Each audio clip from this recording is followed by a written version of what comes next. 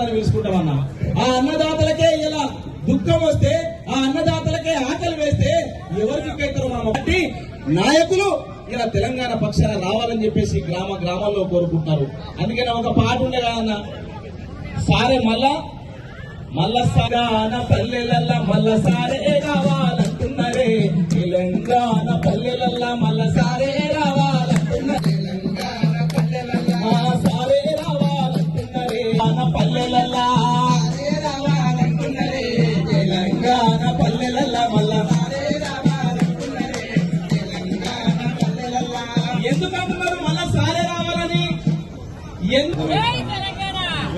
ఆలి మెడలోన తాలిని కూడా అమ్మి, ఆలి మెడలోన తాలిని కూడా అమ్మి వేసినావే, అన్నం పెట్టిన రైతన్నని ఆకలి మిగిలెనురా.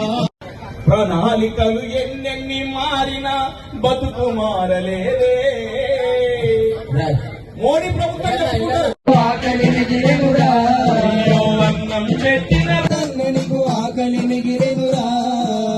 సారు మాకు ఆకలే ఉంది, మా పొలాలు ఎండిపోతున్నాయి, నువ్వు ఉన్నప్పుడే బుక్కడు బోండే సారు అని చెప్పేసి. పొలం ఎండిపోతే మా గొంతు కడారిపోయినట్టు అవుతుంది, మా బతుకులు ఆగమైనవి. మహిళా అక్కలు తల్లులు మోసపోయారు. ఎన్నో పథకాలు.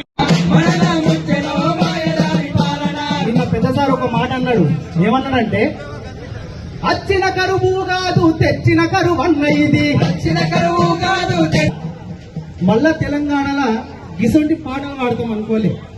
సేలల్లా నీళ్ళు మర్చిపోవే వానమ్మ, వానమ్మ వానమ్మ వానమ్మ, ఒకసారన్న మర్చిపోవే వానమ్మ. ఎదిగే